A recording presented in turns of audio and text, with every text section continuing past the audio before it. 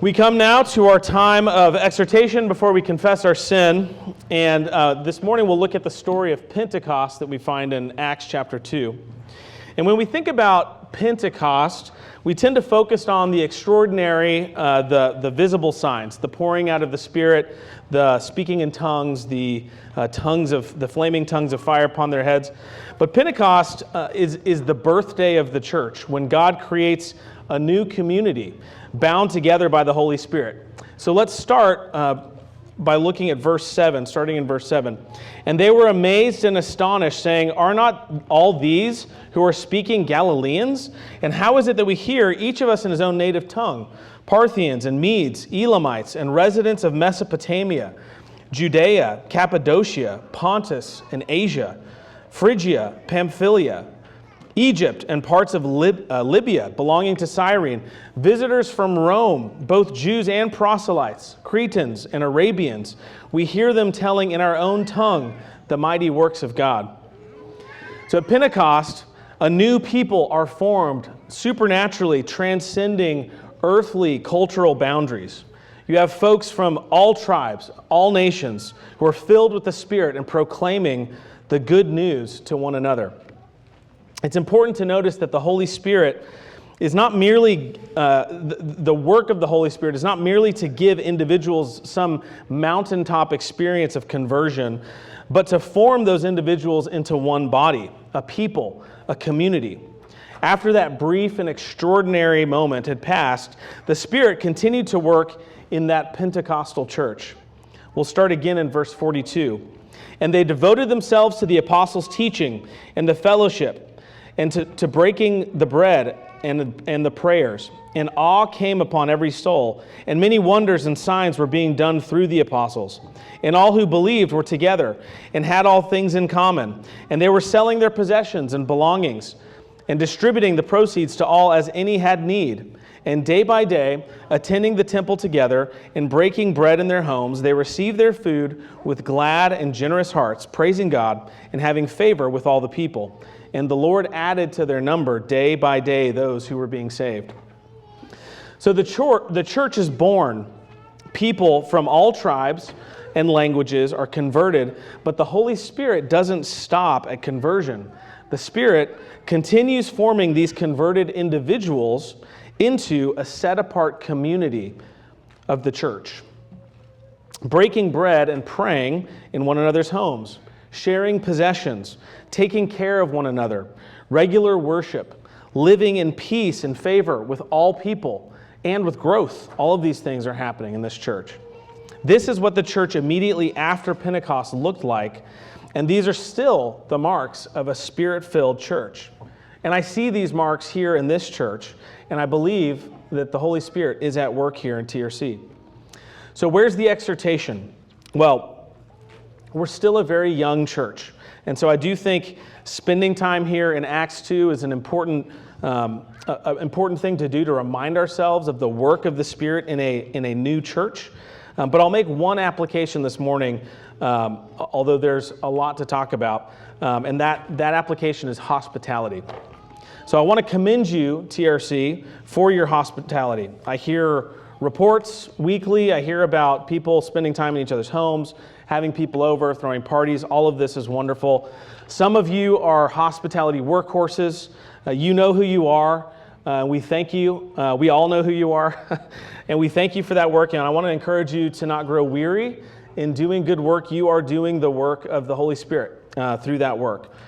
And to the rest of you, I want to encourage you to grow in your practice of hospitality. But first, before we talk about what hospitality looks like, we do need to remember that there are wrong ways of doing hospitality. God uses fellowship, table fellowship, and hospitality to bind his people together. But we sinners tend to turn hospitality into a way for us to grasp status or into a way for us to divide. For instance, many use hospitality to garner favor with influential people. Wealthy, upwardly mobile movers and shakers will eat with other wealthy, upwardly mobile people in order to kind of cement their family's status amongst the upper echelons of society.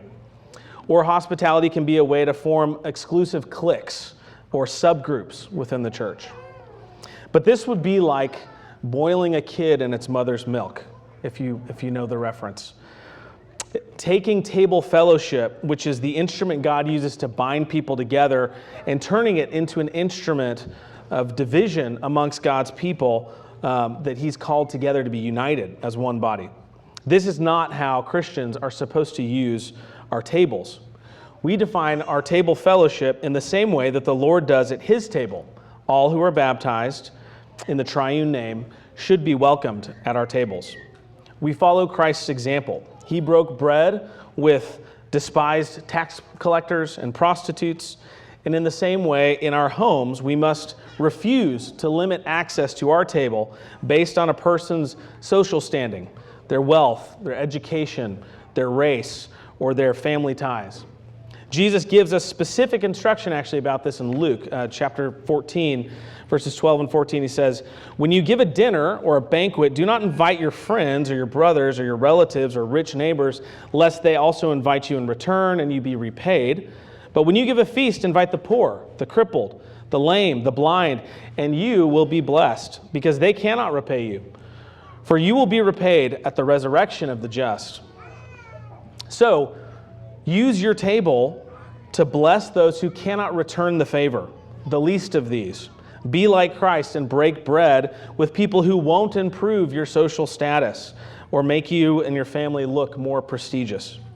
Use your table to feed the hungry, and not just literal hunger, but those who are desperately in need of friendship, of community, and fellowship. Use your table to give rest to those who are weary and heavy laden with the cares of the world, with their jobs, with financial concerns, with health concerns, with family drama. We are fond here at Trinity of saying that the center of the Christian life is Sabbath worship, and the center of Sabbath worship is a meal where God extends his hospitality. This pattern should reverberate throughout the week as we continue to worship God in our homes. The Sabbath rest that the Lord gives us here in this house echoes in our homes and around our tables. The meal you serve at your home should be an imitation of the meal served here at the Lord's table. And at this table, the actual food is not the main course. The reason that the Lord's table is a glorious feast isn't because of some extravagant food that's laid out before us. It's just simple bread and wine. The Eucharist is a feast because at the Lord's table, Christ gives himself to us to feed upon. And so in the same way, the main course when you have people over is not the food that you prepare. It's the giving of yourself, your time, your encouragement, your friendship. You are the main course. You are giving yourself to others at your table, just as Christ does weekly at his.